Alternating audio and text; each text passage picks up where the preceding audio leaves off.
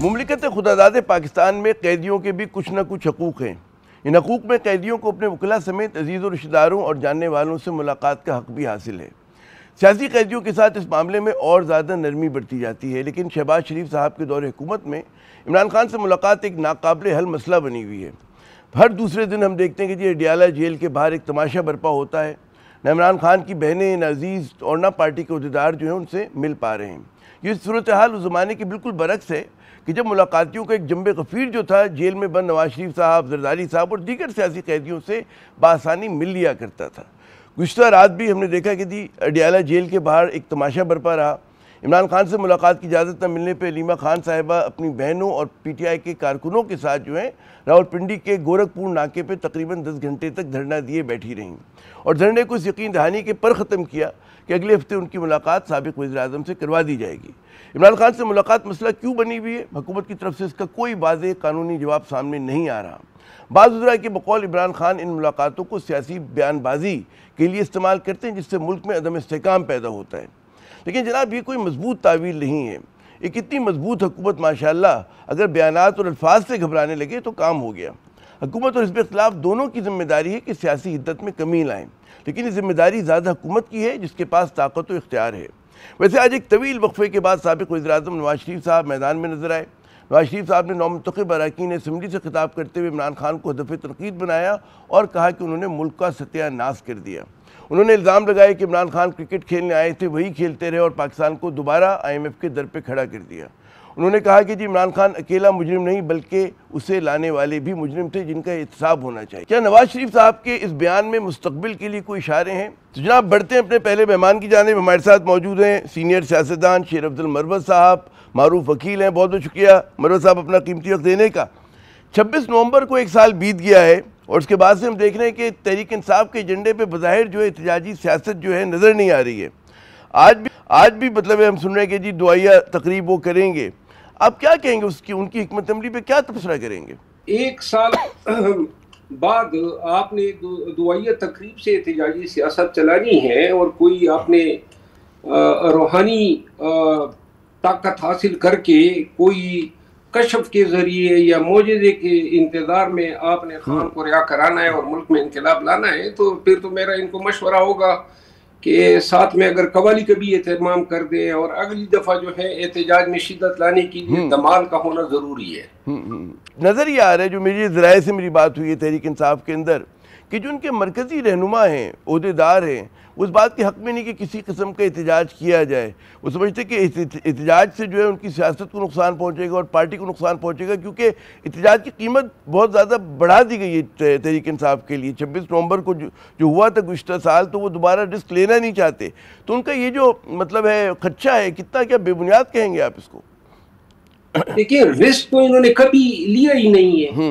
وہ وزیر اعلیٰ جس نے 1.5 سال تک الیکٹ ہونے کے بعد احتجاجی سیاست کو زندہ رکھا، جو سڑکوں پہ لاکھوں لوگوں کو لاتا گیا، جس نے وسائل فراہم کیے، جو مخالفین کے تند و تیز نشتروں کا انہوں نے سامنا کیا، ساتھ میں اپنوں کی گالیاں اسی وجہ سے سمیٹی کہ احتجاج نہیں کر رہا ہے اور اس پہ گولیاں برسائی گئی۔ آج جب دعائیہ کلمات پہ بات ہوئی تو وہی سوشل میڈیا خاموش ہے۔ منافقت کی حد ہوتی ہے پارٹی میں، انہوں نے ایک کے لیے ایک معیار رکھا ہوتا ہے، دوسرے کے لیے دوسرا معیار رکھا ہوتا ہے۔ ان سے پوری ہونے والی نہیں ہے یہ احتجاج، یہ سیاست۔ کل تو انہوں نے دھرنا دیا، آپ نے دیکھا ہوگا، مطلب 10 گھنٹے بیٹھے رہے لوگ کہ جی عمران خان صاحب سے ملاقات کروائی جائے۔ تو کچھ آپ کہہ تو سکتے، جھلک تو دکھائی ہے کل ان لوگوں نے، نہیں؟ دیکھیں یہ وہ دھرنا تو نہیں تھا، وہ تو منتظر تھے۔ بیسیکلی یہی حرکات و سکنات دکھا کے وہ بتاتے ہیں گویا ہم احتجاجی ہیں۔ یہ 500-400 لوگوں کے ساتھ بیٹھ کے جیل کے سامنے 25 کروڑ کے عوام کو کیا آپ نے میسج دینا ہے کہ آپ کی دھرنے کی صلاحیت جو ہے سکڑ کے 300-400 لوگوں تک آ گئی ہے۔ رونے دھونے والے کبھی انقلاب نہیں لاتے ہیں، کبھی احتجاج سے تو بہتر ہے کہ جا کے پاؤں میں پڑ جائیں اور کہہ دیں کہ جی بھائی ہم سے غلطی ہو گئی ہے۔ ایسی قیادت نے خان کو چھڑانا ہے، ایسی قیادت نے پارٹی کو اٹھانا ہے۔ میں 1 سال سے چیخ کے تک گیا ہوں کہ انہوں نے پارٹی کا پٹھا بٹھانا ہے، اور یہ بٹھاتے جا رہے ہیں، اور تقریباً پارٹی جو ہے وہ اب انتہائی تیزی سے زوال پذیر ہے، اور مجھے نہیں لگ رہا ہے کہ آنے والے وقت میں ان کے کسی احتجاج کی کال پہ کسی ورکر کا اعتماد آئے گا۔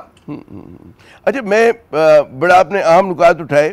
میں آپ کی ٹویٹ دیکھ رہا تھا، ابھی زیادہ پرانی نہیں، 4-6 دن پرانی ہے، میں اگر آپ اجازت دیں کوٹ کر دیتا ہوں، اور یہ آپ کے ایک جلسے میں آپ نے یہ فرمایا تھا سال بھر پہلے کہ پاکستانی تو رزت سے عمران خان کو انصاف دینے والے نہیں ہیں، گھی سیدھی انگلی سے نہیں نکلنے والا، بنگلہ دیش میں اگر 7 لاکھ بنگالی 17 کروڑ عوام کے فیصلے کر سکتے ہیں تو کیا 4 لاکھ پاکستانی ادھر دستیاب نہیں ہوں گے؟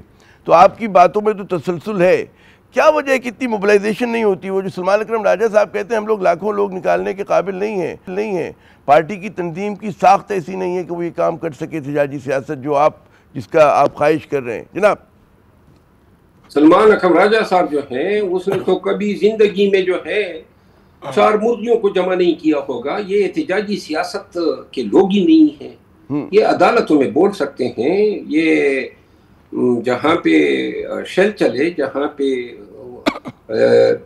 وردی پوش آئے، جہاں پہ گولیاں چلے، یہ اس مقام کے لیے ہے ہی نہیں۔ میں نے جو ٹویٹ کیا تھا، آج بھی میں اپنی بات پہ کھڑا ہوں، کشمیر میں آپ نے دیکھا احتجاج جس وسیع پیمانے پہ کشمیریوں نے کیا تو رنگ بھی لے آیا۔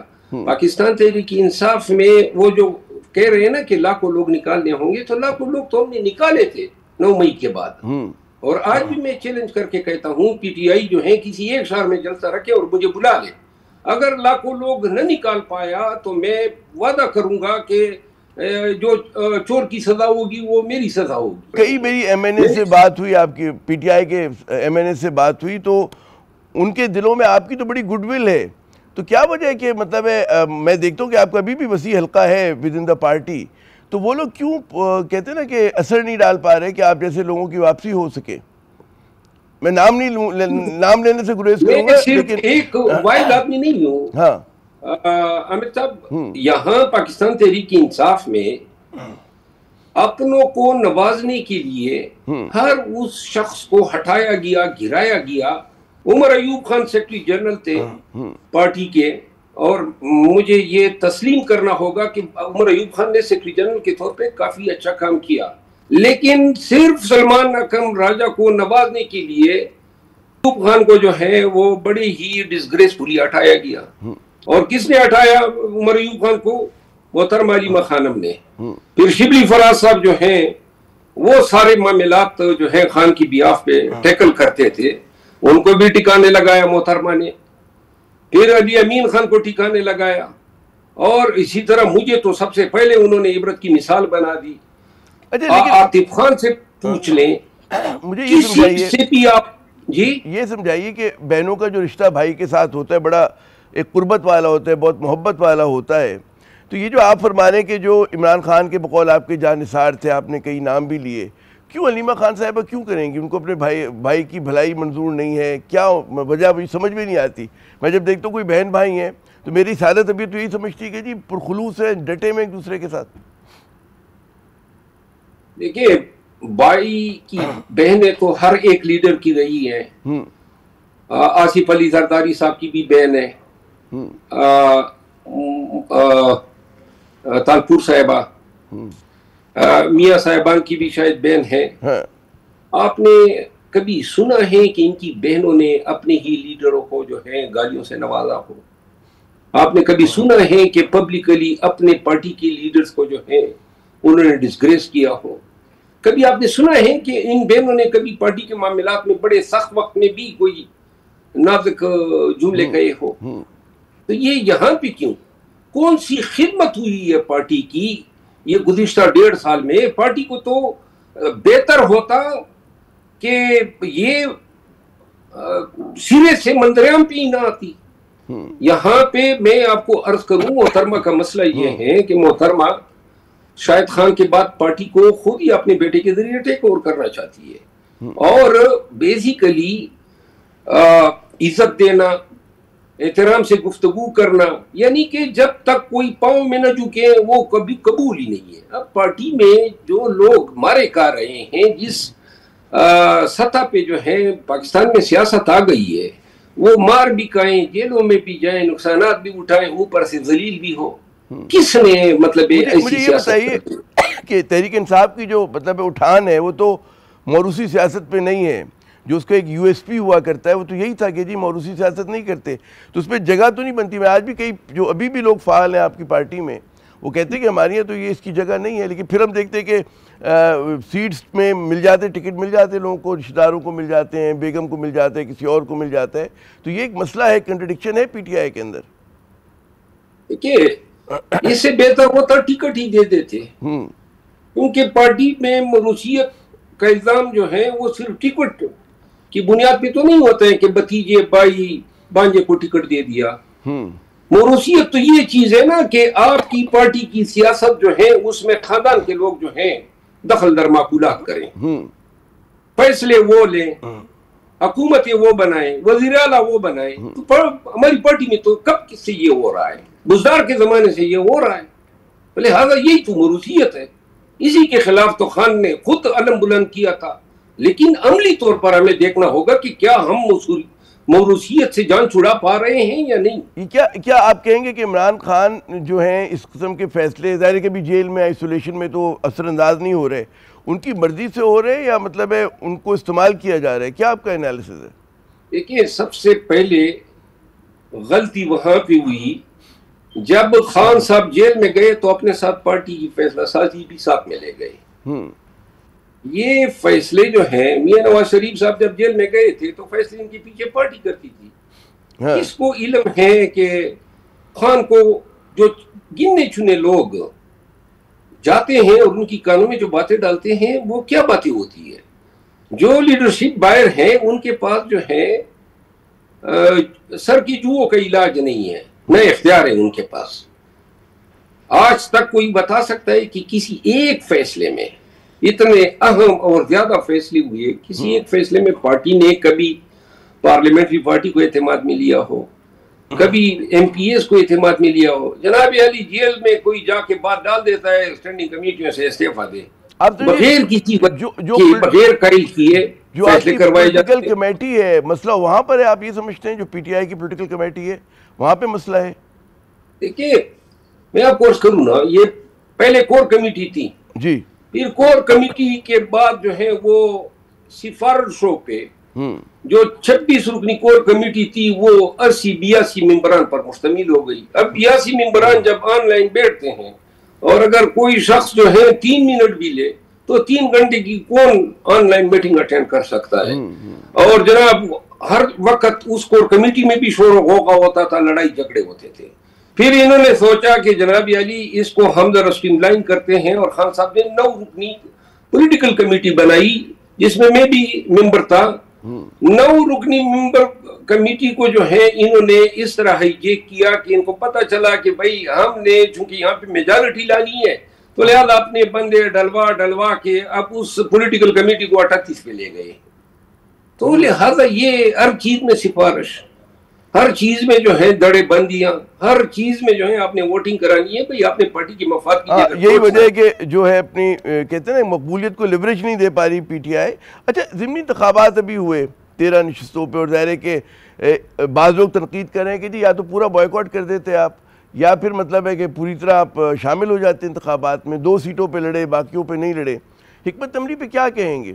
اور پھر جس طرح سے ہری پور کی سیٹ نکلی ان کے ہاتھ سے، بس یہ وہ آدھا تیسرا بٹیر والی حکمت عملی تھی۔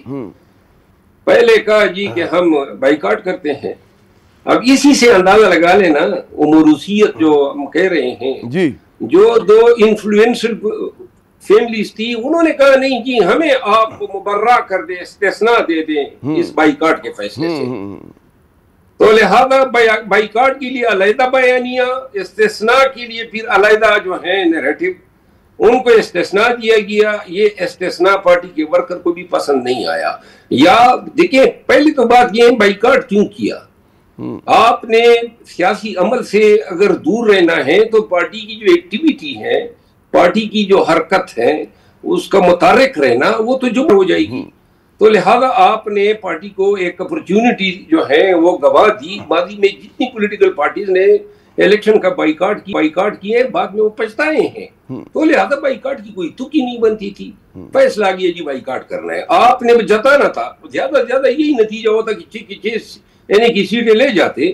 لیکن اگر آپ اپنے ورکر کو نکال پاتے، آپ متحرک رہتے، آپ بیلٹ باکس پہ اپنی کارکردگی دکھاتے، اور اگر آپ جیت جاتے اور فارم 47 پہ یہ آپ کی سیٹیں لے اٹھتے، تو یہ میڈیا بھی آپ کے ساتھ ہوتا. آپ کا بیانیہ 8 فروری کا مزید مستحکم ہوتا.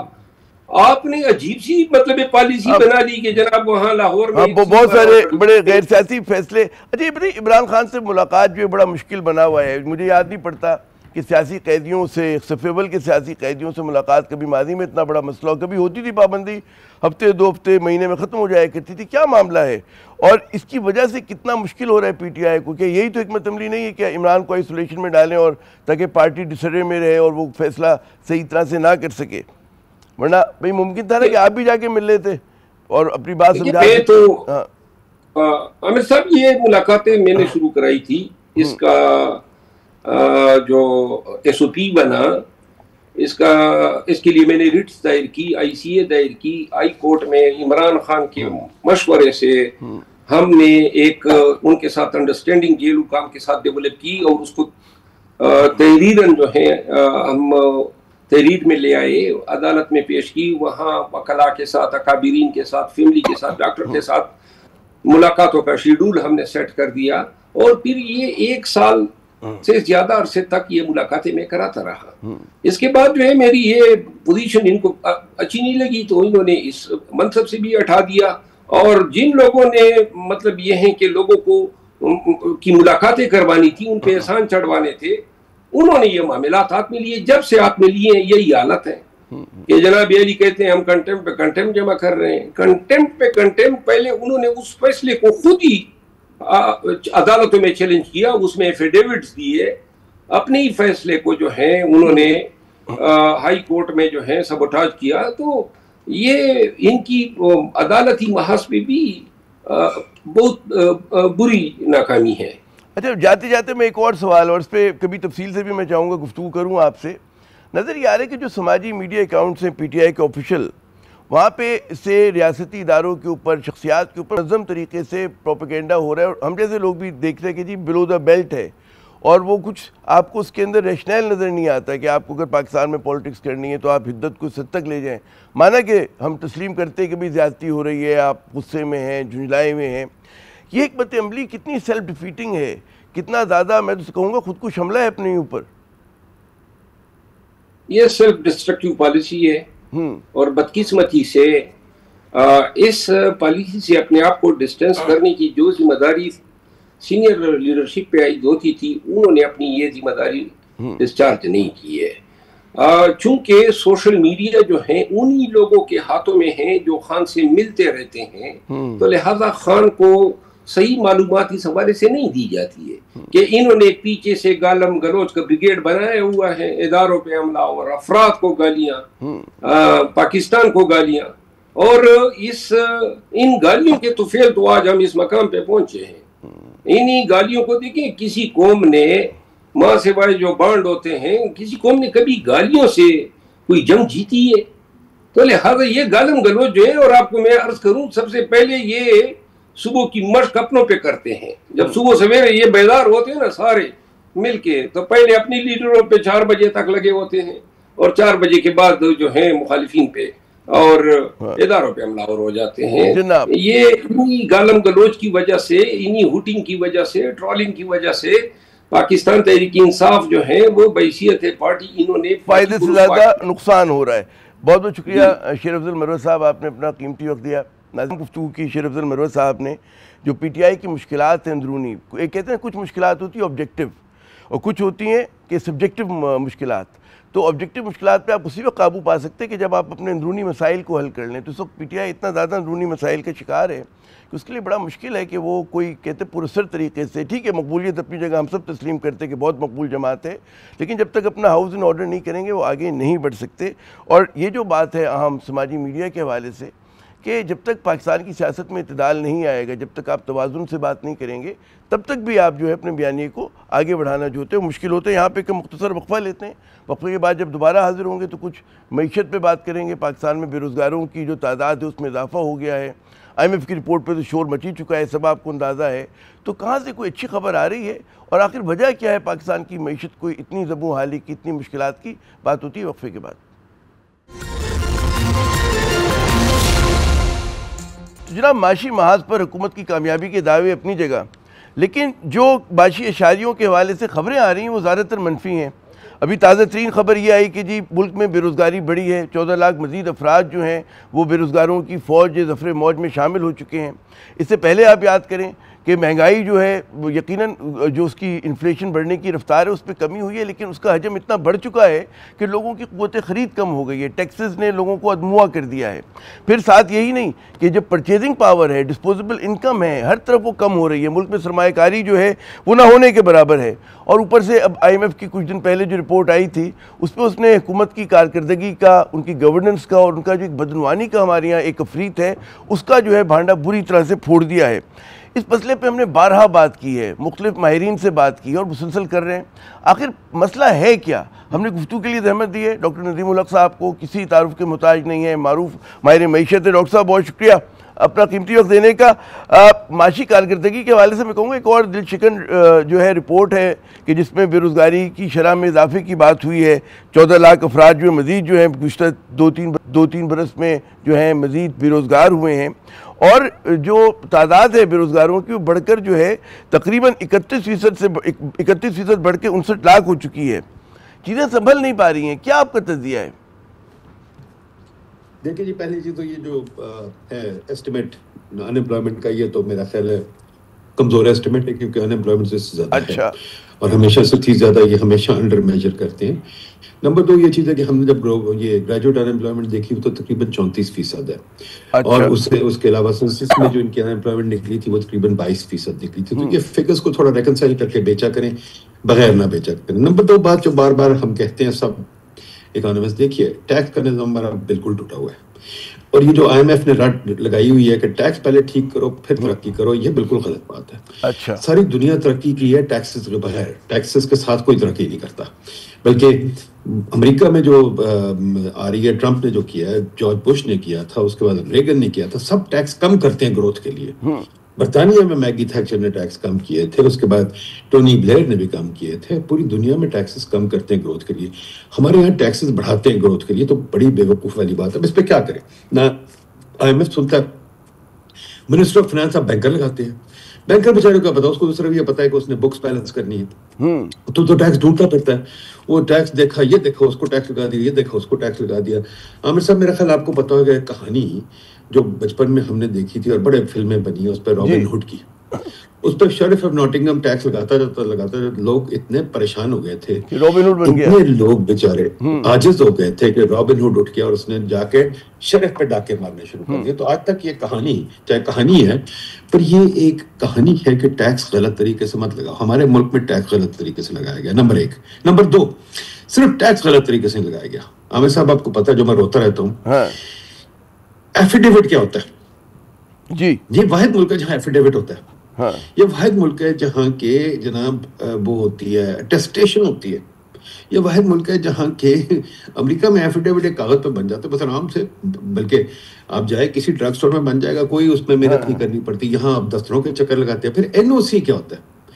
آپ نے 1000 NOC لینے۔ پھر انسپیکٹر کیا ہوتے ہیں؟ ہر جگہ آپ بزنس مین سے بات کریں، وہ کہتے ہیں 5-10 انسپیکٹر ہر ہفتے آ کے بھتا لیتے ہیں۔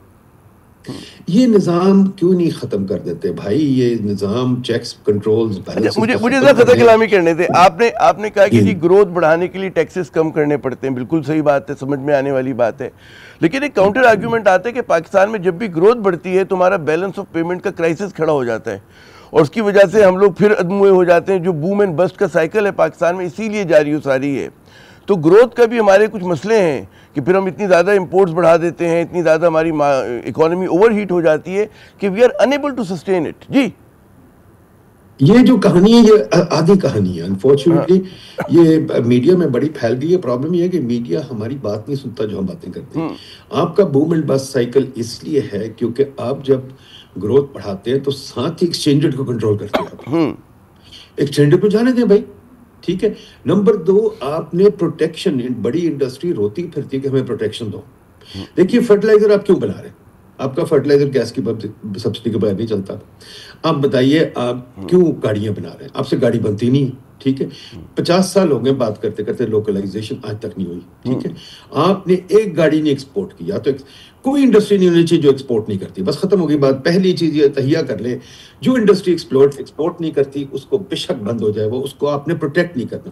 چینی پہ آپ نے کیوں روک تھام لگائی ہوئی ہے؟ سب سے بڑی ڈائبیٹک کنٹری, IMF کی رپورٹ نے بھی چینی کی بات کی ہے. آپ چینی کی امپورٹ ایکسپورٹ کیوں نہیں چلا دیتے؟ پانی کا جو ہے نظام اس کو کیوں نہیں پرائز کر دیتے؟ دیکھیں بڑی بات کرتے ہیں, صرف میڈیا ایک ہی چیز کرتا ہے, بوم اینڈ بسٹ سائیکل.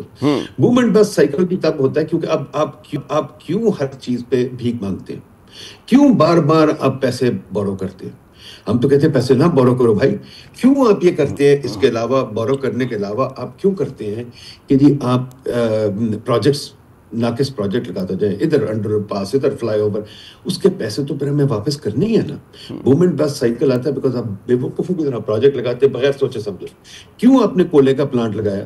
بجلی کا نظام کیوں نہیں آپ سے ٹھیک ہوتا؟ بجلی کا نظام آج 40 سال ہو گئے بگڑے ہوئے, اور سرکولر ڈیٹ بڑھتا جاتا ہے, آپ پرائس بڑھا دیتے ہیں. بجائے اس کے کہ نظام ٹھیک کریں, 1000 باری بات ہوئی ہے, نظام ٹھیک کریں, پرائسنگ اس کی ٹھیک کریں, pay as you go meters لگائیں, اور پھر تاریں ٹھیک کریں, اور نئی بجلی لگانی بند کریں, اور چلنے دیں سولر رینیویبلز وغیرہ کو چلنے دیں. آپ اپنا نظام تو ٹھیک کریں نا, بیوروکریٹ کے ہاتھوں میں نظام چھوڑے. وہ لیک آف ول آپ نے اچھا پوائنٹ آؤٹ کیا. میں پھر پہلے سوال کی طرف آتا ہوں. بے روزگاری میں اضافہ کس چیز کی غمازی کرتے ہیں جو ہماری بے روزگاروں کی تعداد بڑھ رہی ہے؟ کیا وجہ ہے؟ کہ ظاہر اکنامک ایکٹیویٹی کم ہوئی ہے, کس طرح سے آپ اس کو تشریح دیں گے؟ حکومتی پالیسیز جو ہیں مؤثر نہیں ہوئی ہیں. جو میں آپ کو ایک چیز بار بار کہتا ہوں, سب اینکرز غور نہیں کرتے. چھوڑ دیں خدا کے واسطے غربت اور یہ وہ چیزیں چھوڑ دیں. ایک بات اب لوگ کبھی نہیں کرتے, ہماری انویسٹمنٹ کتنی ہے؟ نہ ہونے کے برابر ہے. تو پھر تو جب انویسٹمنٹ ہی نہیں ہو رہی تو آپ کیا چاہتے ہیں؟ تبھی تو میں کہہ رہا ہوں انمپلائمنٹ ریٹ میری طرف سے تو بڑھ رہی ہے. نہیں اچھا وہ جڑا ہوا ہے نا, آپ نے بالکل صحیح کہا آپ نے کہ جی وہی جو ہے کہ حکومت دعویٰ کرتی ہے جی economy is on track, getting back on track, لیکن ظاہر ہے کہ انویسٹمنٹ نہ ہونے کے برابر ہے. پولیٹیکل انسرٹنٹی ہے, ٹیررزم ہے, پالیسیز جو آپ خود بتا رہے ہیں کہ ساری کی ساری جو ہیں اکانومی کو گھوٹنے والی ہیں. تو یہ تمام چیزیں جڑی ہوئی ہیں ایک دوسرے سے. دیکھیے جی بالکل جڑی ہیں, پر سب سے امپورٹنٹ چیز ہے انویسٹمنٹ. ہاں غور کریں میڈیا انویسٹمنٹ پہ. میڈیا چھوڑ دیں یہ پرانی باتیں, انویسٹمنٹ دیکھیں. اور یہ جو ہے نا کہ SIFC انویسٹمنٹ لے کے آئے گی, آئی ایم سوری عامر صاحب یہ بات صحیح نہیں ہے. انویسٹمنٹ لوگ گھر میں خود کرتے ہیں, پھر آپ کے گھر میں کوئی آ کے انویسٹ کرے گا. اگر آپ اپنے آپ انویسٹ نہیں کر رہے, میں آپ کے گھر میں آ کے کیوں انویسٹ کروں گا عامر صاحب؟ صحیح کہہ رہے ہیں. اگر آپ عیاشی پٹھے ہیں, آپ کام نہیں کرتے, آپ جناب ہر وقت جو بھی آپ کے پاس آتا ہے کوئی آپ کے گھر میں کوئی چیز کرنے کے لیے آپ اس کو ٹیکس لگا دیتے ہیں, تو کون آئے گا یہاں؟ پہلے آپ خود اپنی انویسٹمنٹ دکھائیں, آپ خود دکھائیں کہ آپ اپنے گھر کا خیال رکھ سکتے ہیں, پھر آئیں گے لوگ. تو جو پوچھنے والا سوال ہے حکومت سے کہ یہ لوکل انویسٹمنٹ کیوں نہیں بڑھی, اسٹاک مارکیٹ میں نئے ایشوز کیوں نہیں آ رہا ہے, اسٹاک مارکیٹ کیوں نہیں کیا کہتے ہیں گرو کر رہی. گرو اس طرح نہیں کہ جیسے ابھی تو گروتھ تھوڑی بہت ہو رہی ہے, بٹ یہی کہ کمپنیاں نئی آ رہی ہیں. نئی کمپنیاں کہاں ہیں؟ میں کہتا ہوں لوگ کھوکھے لگا لیں, دکانیں لگا لیں, بلڈنگیں بنا لیں, انویسٹمنٹ تو ہو نا. جب انویسٹمنٹ ہی نہیں ہو رہی, اور وہ کیوں نہیں ہو رہی؟ کیونکہ بابو سانپ کی طرح بیٹھے ہو کہتے ہیں میرے سے پوچھے بغیر انویسٹ نہ کرو, اتنی موٹی فائل بغیر انویسٹ نہ کرو, میرے چکر لگائے بغیر انویسٹ نہ کرو, میرے دفتر میں 50 بار آؤ. جب دوسری دنیا میں انویسٹمنٹ ہوتی ہے, وہ دفتروں کے چکر کوئی نہیں لگاتا. ایک رولز بنے ہیں اس کے تحت وہ انویسٹ کرتے ہیں. دفتروں کے چکر لگانے کا کیا مطلب ہے؟ ہمارے یہاں تو دفتروں کے چکر ہم لگاتے رہتے ہیں. تو یہ بڑی امپورٹنٹ بات ہے کہ آپ انویسٹمنٹ کیوں نہیں ہو رہی, اس کو غور کریں. انویسٹمنٹ اور یہ جو اٹیسٹیشن NOC بابو راج ہے, یہ کیوں نہیں ختم ہوتا ہے؟ جو 1000 ریگولیٹری ایجنسی بنائی ہوئی ہیں, جو ورلڈ بینک والے نے بنوائی ہیں, کیوں؟ اور اتنے امبڈسمن اور یہ چیزیں بنوائی ہوئی ہیں, کیوں بھائی؟ آپ سمپلیفائی کیوں نہیں کر سکتے؟ چیزیں کریں. آپ مجھے بتائیے عامر صاحب, کرکٹ کا میچ ہو رہا ہے اور بیچ میں 10 امبڈسمن ہو اور 15 ریگولیشن ہو, ٹیسٹیشن پہلے لینی ہو, بولنگ کرنے سے پہلے بیٹنگ, گیم چلے گی؟ ہاں نہیں چلے گا. ہاں وہ اب وہ کہتے ہیں نا کہ بھائی جدید فلسفہ یہ کہتا ہے معیشت کا کہ ایک تو کاسٹ آف ڈوئنگ بزنس جو ہے وہ کم ہونی چاہیے, پھر as of doing, speed of doing business, کتنی تیزی کے ساتھ آپ جو ہے بزنس کر سکتے ہیں. یہ ورلڈ بینک کی ٹرمز کو چھوڑ دیں, یہ ورلڈ بینک کی ٹرمز کو چھوڑ دیں. سمپل سی بات ہے. اچھا میں سمپل سی بات آپ کو بتاتا ہوں. اگر آپ میری ٹانگ توڑ دیں تو جی ڈی پی بڑھ جاتا ہے، ٹھیک ہے، کیونکہ مجھے پلسٹر کرانا ہے، پٹی کرانی ہے، آپریشن کرانا ہے وغیرہ، دوائیاں لینی ہے، جی ڈی پی بڑھ جاتا ہے. سمپل بات ہے، جب آپ اور میں کوئی چیز تبادلہ ٹریڈ کرتے ہیں یا کوئی چیز ایکسچینج کرتے ہیں تو جی ڈی پی بڑھ جاتا ہے. بات سمپل سی ہے. ترقی وہاں ہوتی ہے جہاں فورن ٹرانزیکشن ہو رہے ہیں، جہاں سوداگری ہو رہی ہو، سودا چل رہا ہو. اب اگر آپ سودا ہی نہیں کرنے دیتے لوگوں کو، میں جیسے روتا رہتا ہوں، آپ ایک وہ اسٹریٹ وینڈنگ بھی نہیں الاؤ کرتے، چھابڑی بھی نہیں لگانے دیتے، ایک کھوکھا نہیں لگانے دیتے. آپ کسی کو گھر بنانا تو 10 مہینے لگ جاتے ہیں اس کو پرمیشن لینے ہوئے. بلڈنگ بنانی تو پرمیشن ہی 4 سال لگتے ہیں. ہم نے یہ سب کتابیں لکھی ہیں، اس پہ 3-4 کتابیں لکھی ہوئی ہیں، میجر کیا ہوا ہے کہ جناب اگر آپ نے بلڈنگ بنانی ہے 4 سال لگ جاتے ہیں. آپ نے اگر فارمیسی بنانی ہے 10 انسپیکٹر روز آ کے بھتے لیں گے. یہ انسپیکٹر کیا کرتے ہیں؟ اچھا یہ تو نہیں کہ وہ ہماری دوائیوں کو بہتر ہو جاتی ہے، ہماری دوائیاں تو پھر بھی ملاوٹ ہوتی ہے. ٹھیک ہے، تو خدا کے واسطے کوئی مارکیٹ کو چلنے دیں، پیچھے ہٹ جائے، پھر بات بنی. ڈاکٹر ندیم الحق صاحب بہت بہت شکریہ، آپ نے روشنی ڈالی کہ ہماری یہاں انویسٹمنٹ کیوں نہیں ہو رہی ہے. ان کا پاکستان شکار ہے، یہ بہت بڑی وجہ ہے. یہاں پہ جو ریفارمز ہونے وہ نہیں ہو پا رہے، اور سب سے بڑا مسئلہ ریڈ ٹیپ ہے ہمارے بیوروکریٹس. ندیم الحق صاحب کو شکریہ ادا کرتا ہوں. ناظرین یہاں پہ ایک ہم مختصر وقفہ لیتے ہیں، ہمارے ساتھ رہیے گا. عمومی رائے یہی ہے جناب کہ معیشت نہیں چل رہی. بیرونی تو چھوڑ، اندرونی سرمایہ کار بھی پاکستان میں سرمایہ کاری نہیں کر رہے. اس کی ایک بڑی وجہ یقیناً اوور ریگولیشن اور بلند ٹیکسز ہیں. لیکن سیاسی عدم استحکام، غیر یقینی صورتحال اور دہشت گردی بھی وہ عوامل ہیں جو معیشت کو پھلنے پھولنے نہیں دے رہے. حالات کو اگر درست کرنا ہے تو پہلا قدم یقیناً سیاسی آنچ میں کمی اور سیاست میں اعتدال اور توازن کی بحالی ہے. کہ اس معاملے پر کہیں کسی گوشے میں جہاں پہ فیصلے ہوتے ہیں بڑے بڑے، غور و خوض ہو رہا ہے؟ ایک سوال ہے. عامر زیدہ کو اگلے پروگرام تک کے لیے اجازت دیجیے گا. خدا حافظ.